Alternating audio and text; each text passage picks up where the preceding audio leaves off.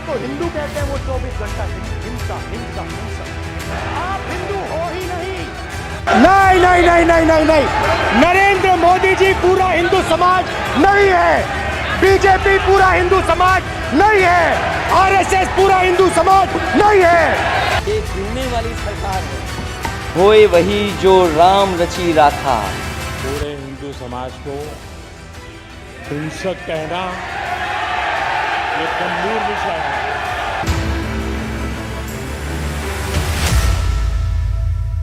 नमस्कार, मैं हूं आपके साथ अखंड प्रताप त्रिपाठी। 4 जून को लोकसभा चुनाव का परिणाम आता है और नरेंद्र मोदी एनडीए गठबंधन के सरकार के नेता बनते हैं, यानी देश के तीसरी बार वो प्रधानमंत्री बनते हैं। लेकिन साहब ने न जाने किस मनहूस घड़ी में शपथ ली है कि शपथ के बाद से लगातार अशुभ समाचार मिलते ही जा रहे हैं। जिस दिन शपथ ली उसी दिन तीर्थयात्रियों के बस पर आतंकी हमला हो गया। नीट, नेट, रेल, एयरपोर्ट जिसका उद्घाटन खुद करके प्रधानमंत्री नरेंद्र मोदी आए थे, उसकी छत गिर गई। आईजीआई एयरपोर्ट के टर्मिनल 1 की छत गिर गई। गुजरात मॉडल तार-तार हो गया, मतलब सड़कों में गड्ढा हो गया। अरे ना जाने क्या क्या हुआ। और कल क्या हुआ हाथरस में, वो सबने देखा, पूरे देश ने देखा है। मतलब साहब के प्रधानमंत्री बनते ही लगातार अशुभ संकेत मिलते ही जा रहे हैं, अशुभ समाचार मिलते ही जा रहे हैं।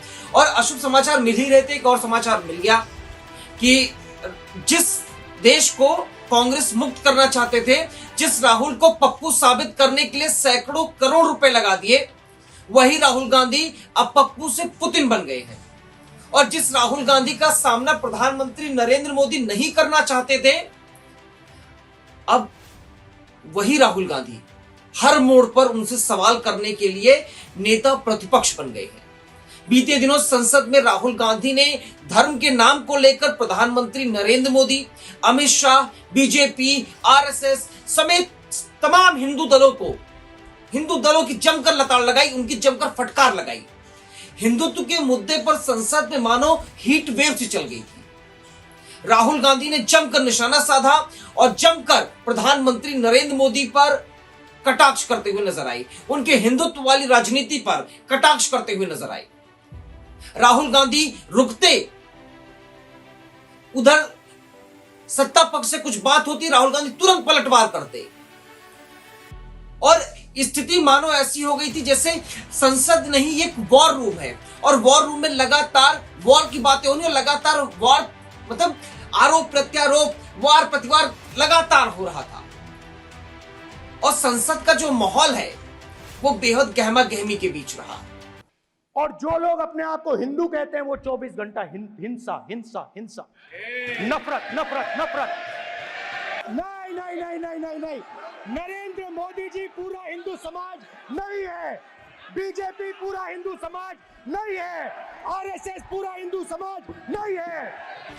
संसद में शोर शराबा और हीट वेव के बीच राहुल गांधी ने हिंदुत्व के मुद्दे को लेकर बीजेपी को जमकर लताड़ लगाई। राहुल गांधी ने संसद में ऐतिहासिक भाषण दे दिया और प्रधानमंत्री नरेंद्र मोदी की ये मजबूरी देखिए, बेचारे सुनते रहे। आप सोच रहे होंगे कि ऐतिहासिक भाषण क्यों है, वो भी आपको बता देता हूं कि सभी लोग भाषण देते हैं, कई नेता भाषण देते हैं, राहुल गांधी का ऐतिहासिक भाषण आखिर है क्यों, उसका कारण भी एक बार सुन लीजिए। दरअसल 10 साल बाद देश को नेता प्रतिपक्ष मिला है, राहुल गांधी के नाम से मिला है। और जिस तरीके से राहुल गांधी सदन में खड़े होकर मोदी सरकार को घेर रहे हैं, उसने इतिहास में पहली बार देश के प्रधानमंत्री को बीच में बोलने पर मजबूर कर दिया है। एक बार नहीं, कई बार मजबूर किया है। पूरे हिंदू समाज को हिंसक कहना ये गंभीर विषय है। प्रधानमंत्री नरेंद्र मोदी संसद के बीच बैठकर सोच रहे होंगे कि इस व्यक्ति को, जिसका नाम राहुल गांधी है, जिसके बारे में वो पूछते थे कि कौन राहुल, उस राहुल को आखिर इतना क्यों सताया कि अब वही राहुल गले की फांस बन गया है। अपने ओम बिरला यानी स्पीकर साहब भी मंद मंद मुस्कनियां लेकर राहुल गांधी को सुनने में लगे रहे। स्पीकर साहब सन्नमन्न थे, बेचारे सोच रहे थे कि क्या बोलूं, कैसे बोलूं। पप्पू तो पुतिन बन गया है, नेता प्रतिपक्ष हो गया है, अब इसके अधिकारों को कैसे मारूं, इसको कैसे मना करूं। और राहुल गांधी ने इस पूरे मौके को जमकर बनाया। राहुल गांधी खुद भगवान, माता, गुरु, पिता, परमेश्वर का जिक्र करते रहे और बीजेपी के हिंदुत्व के फर्जी एजेंडे को, हिंदुत्व और भगवे को अपमानित करने वाले बीजेपी के नफरती चोले को, हिंदुत्व का ढोंग करने वाले भूत को राहुल गांधी ने उतार दिया। The Prime Minister, of course, who has a direct connection with God, speaks directly to God.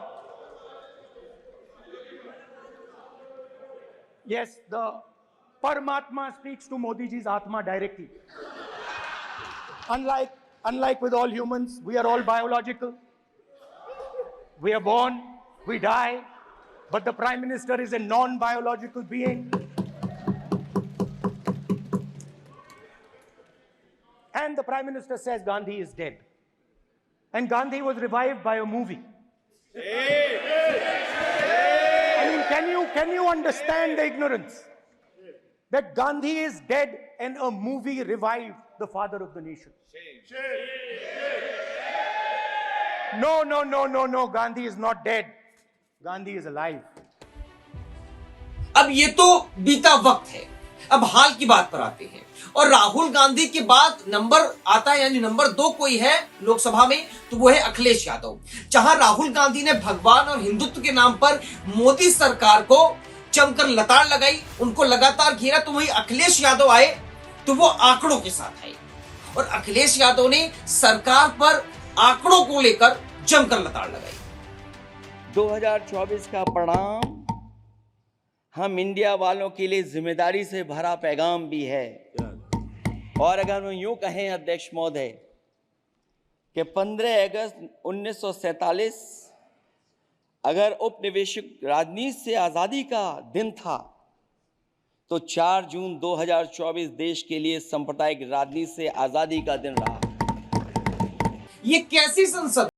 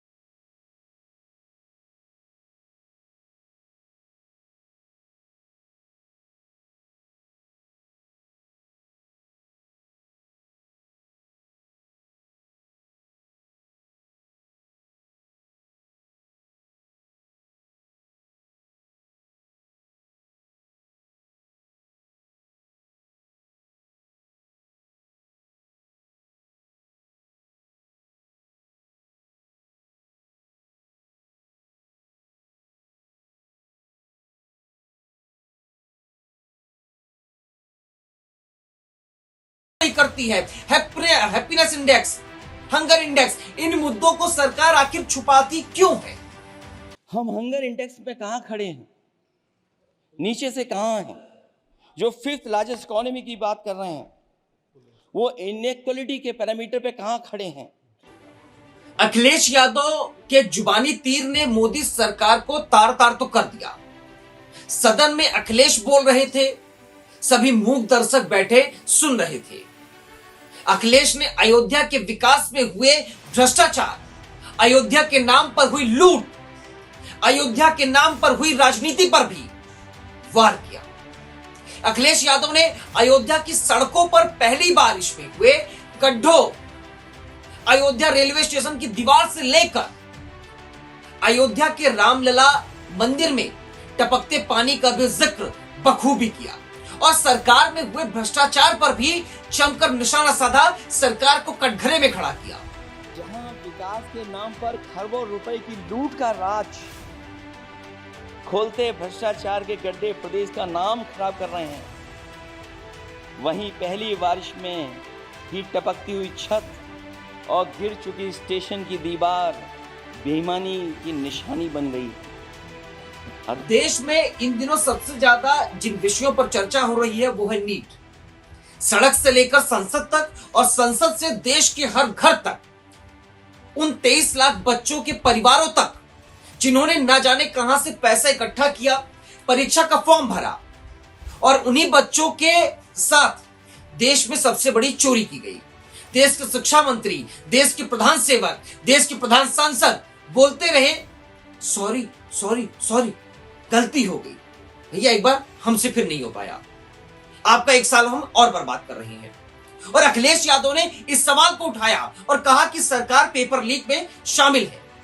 आरोप लगा दिया कि सरकार ही पेपर लीक में शामिल है क्योंकि सरकार से नहीं हो पा रहा है, क्योंकि सरकार बच्चों को नौकरी देना ही नहीं चाहती है। और आखिरकार ये पेपर लीक हो क्यों रहा है? सच्चाई तो ये है कि ये सरकार पेपर लीक इसलिए करा रही है कि सरकार नौकरी नहीं देना चाहती, रोजगार नहीं देना चाहती, उन नौजवानों का भविष्य नहीं बनने देना चाहती। और अखिलेश यादव नीट मामले को लेकर कितने सजग है, समूचा विपक्ष नीट मामले को लेकर कितना सजग है, कितना आक्रामक है, आप देख सकते हैं कि एक दिन का पूरा संसद इसी चक्कर में निकल गया कि जब विपक्ष सरकार पर यह कहता रहा कि साहब आप नीट पर चर्चा कीजिए। हम सबसे पहले देश के नौनिहालों की बात करना चाहते हैं, देश के भविष्य की बात करना चाहते हैं, जो प्रधानमंत्री नरेंद्र मोदी साल 2047 में देश को वो विकसित भारत बनाना चाहते हैं। उस विकसित भारत की कलई यहीं से बनेगी, यहीं से उसकी कलई बंधेगी और ये बच्चे ही 2047 में देश की बागडोर को आगे लेकर जाएंगे। लेकिन सरकार है कि मानती ही नहीं। एक नहीं, दो नहीं, दर्जनों, कई दर्जन की पेपर लीक के मामले हो चुके हैं, लेकिन सरकार है कि मानती नहीं। और अखिलेश यादव ने इसी मुद्दे को लेकर सरकार पर जमकर हमला बोला, सरकार से सवालिया निशान किए, सरकार पर सवालिया निशान खड़े करते हुए कहा कि साहब अब बहुत हुआ, नीट पर फैसला जल्दी आना चाहिए। सुनिए अखिलेश यादव ने क्या कहा। शिक्षा परीक्षा माफिया का जन्म हुआ। अध्यक्ष महोदय, जिस समय चुनाव में थे और उत्तर प्रदेश में वो हालात देखे हैं कि नौजवान जब भी तैयारी कर करके जाता था और परीक्षा दे करके लौटता था तो उसको पता लगता था कि पेपर लीक हो गया। और उत्तर प्रदेश में केवल एक पेपर लीक नहीं हुआ है, जितनी भी परीक्षाएं हुई हैं सब पेपर लीक हुए हैं। ये तो हुई नीट की बात, देश के होनहारों नौनिहालों की बात। और सरकार से जब भी इस विषय पर सवाल होता है या सवाल होता था, सरकार भाग खड़ी होती है। लेकिन अखिलेश यादव ने सरकार की उस दुखती नब्ज पर भी हाथ रख दिया, टटोल दिया, जिसने बीजेपी को चारों खाने चित कर दिया था। यह बात है अयोध्या की। अखिलेश यादव ने वही है वही जो राम रच राखा, इस चौपाई का जिक्र करके जमकर कटाक्ष किया और अयोध्या से भगवान श्री राम के प्रेम पैगाम तक सबको संसद के पटल पर रख दिया। और जैसे ही अखिलेश यादव ने कहा, अवधेश प्रसाद सांसद अयोध्या की, वो उठ खड़े हुए। देखिए क्या हुआ। होए वही जो राम रची राखा, ये है उसका फैसला जिसकी लाठी में नहीं होती आवाज। जो करते थे किसी को लाने का दावा, वो हैं खुद किसी के सहारे के लाचार। हम अयोध्या से लाए हैं उनके प्रेम का पैगाम। हम अयोध्या से लाए हैं उनके प्रेम का पैगाम, जो सच्चे मन से करते हैं सबका कल्याण। सदियों में जन जन गाता है जिनके गान, अभय दान देती जिनकी मंद मंद मुस्कान। मानवता के लिए उठता जिनका तीर कमान। अध्यक्ष महोदय, जो असत्य पर सत्य की जीत का है नाम, उफनती नदी पर जो बांधे मर्यादा के बांध, वो है अवध के राजा पुरुषोत्तम प्रभु राम। हम अयोध्या से लाए हैं उनके प्रेम का पैगाम। अखिलेश यादव उत्तर प्रदेश में गजब का कारनामा कर गए हैं। जिस उत्तर प्रदेश की राजनीति में बीजेपी अपनी जीत का दम 80 में से 80 सीटें लाने का कर रही थी, वही बीजेपी अब शह और मात खाकर किनारे पर पड़ी है। लेकिन अखिलेश यादव ने एक बार फिर से खुद को साबित कर दिया है। इसके बाद भी वो कहते हुए बिल्कुल नहीं कतराते हैं कि ईवीएम पर उन्हें भरोसा नहीं है। यानी ईवीएम पर उनको बिल्कुल भरोसा नहीं है, ईवीएम से चुनाव कराने के वो बिल्कुल पक्ष में नहीं है। अध्यक्ष महोदय, ईवीएम पे मुझे कल भी भरोसा नहीं था, आज भी नहीं भरोसा। मैं 80 के 80 सीट जीत जाऊं तब भी नहीं भरोसा।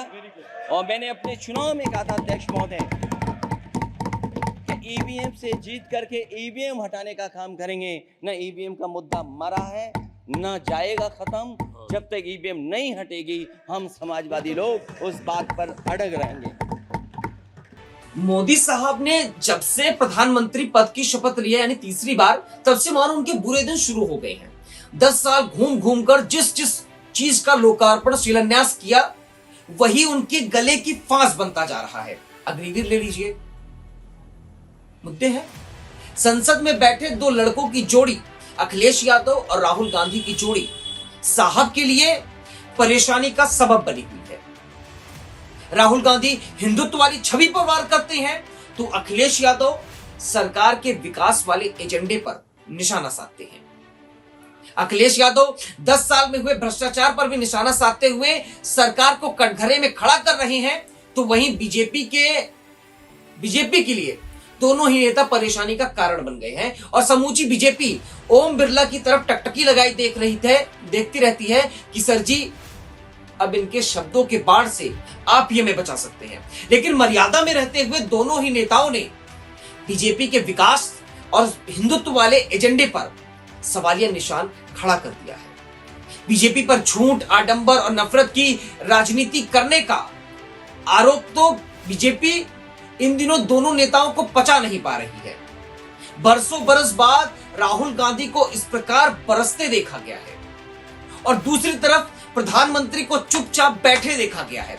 वरना अमूमन देश के प्रधानमंत्री नरेंद्र मोदी का तेज और आक्रामक रवैया ऐसा होता था कि विपक्ष चाहे तो भी उनके आगे खुद को इज्जत बचाने के लिए मौन रहना पड़ता था। हालांकि अब ये साल 2014 और 24 नहीं है, 2014 या 19 नहीं है, ये साल है 2024। यहां बीजेपी की बाजी और पासा सब विपक्ष चला रहा है और बीजेपी रहमो करम पट्टी की हुई है। बीजेपी उस मच्छरदानी में फंसे मच्छर की तरह हो गई है, जो मच्छरदानी में तो है, घूम सकता है उसके अंदर, लेकिन बाहर नहीं जा पा रहा है और ना जाना चाहता है।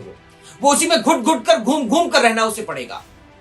और बीजेपी के लिए यह गले की फांस जरूर बनता हुआ नजर आया है, क्योंकि बीजेपी जिस उत्तर प्रदेश में 80 लोकसभा 80 में से 80 जीतने का दावा कर रही थी, वहां वो 62 सीटों पर 2019 में थी, हिंदुत्व वाले एजेंडे के बाद।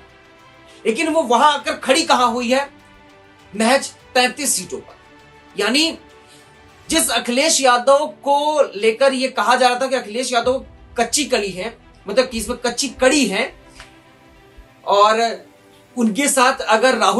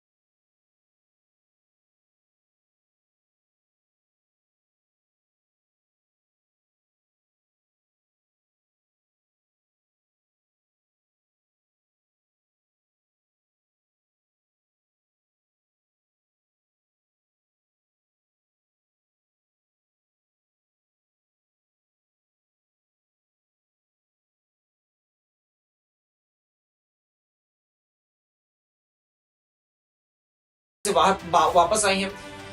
हरियाणा में जो एंटी इनकम्बेंसी बीजेपी के खिलाफ है वो सभी ने देखी है। महाराष्ट्र में एकनाथ शिंदे मुख्यमंत्री तौर पर काम कर रहे हैं, लेकिन बीजेपी और इनके बीच में कुछ सहज लग नहीं रहा है। वहीं अजीत पवार अलग रोते हुए नजर आ रहे हैं। तो वहीं शिवसेना यूबीटी यानी उद्धव गुट, तो वहीं दूसरी तरफ शरद पवार महाराष्ट्र की राजनीति के चाणक्य, तो इनकी स्थिति भी काफी मजबूत है। तो ऐसे में देखने वाली बात जो होगी वो ये कि इन तीनों राज्यों के चुनाव के बाद की क्या स्थिति बनती है, क्योंकि साल 2025 में बिहार में भी चुनाव है और बिहार के चुनाव में ही ये पता चल जाएगा कि ये सरकार कितने दिन तक रहेगी। क्योंकि नीतीश बाबू चाहते हैं कि साल 2025 का चुनाव हो मेरे सानिध्य में लड़ा जाए, लेकिन बीजेपी बड़े भाई की भूमिका निभाना चाहती है। लेकिन ऐसे में अब बीजेपी को दोनों जगह की जरूरत है। बिहार में भी सरकार में रहना है और अगर थोड़ी भी तू मैं की तो यहां से नीतीश कुमार भी टाटा बाय बाय हो जाएंगे और सरकार केंद्र की भी गिर जाएगी। नीतीश कुमार गए तो उनके साथ 2-4 दल तो वो लेकर जाएंगे। नीतीश कुमार ऐसे नेता है। तो यानी नरेंद्र मोदी की सरकार यानी मोदी सरकार, एनडीए सरकार 3.0 रहमो करम से चल रही है और ये रहमो करम कब तक बरकरार रहता है ये देखने वाली बात होगी। फिलहाल मुझे इजाजत दीजिए और आपने इस वीडियो को अगर यहां तक देखा तो आप मेरे लिए बहुत स्पेशल हैं। और अगर आपने चैनल को अभी तक सब्सक्राइब नहीं किया तो प्लीज सब्सक्राइब कीजिए, लाइक कीजिए और 2-4 लोगों से, आसपास के लोगों से सब्सक्राइब करें, क्योंकि आपके इस सपोर्ट की मुझे बहुत जरूरत है। तब मुझे इजाजत दीजिए। अपने आसपास सफाई रखिए, क्योंकि सफाई से ही एक स्वस्थ वातावरण बनता है, स्वस्थ माहौल बनता है और एक अच्छी वाइब आती है अंदर। और अपने आसपास सफाई रखेंगे तो देश और दुनिया हमें सराहेगी और हम कई बीमारियों से मुक्ति भी पा सकते हैं। तो अपना बेहद बेहद बहुत बहुत ख्याल रखिए और आसपास सफाई रखिए। बहुत बहुत शुक्रिया, बहुत बहुत शुक्रिया, बहुत बहुत शुक्रिया।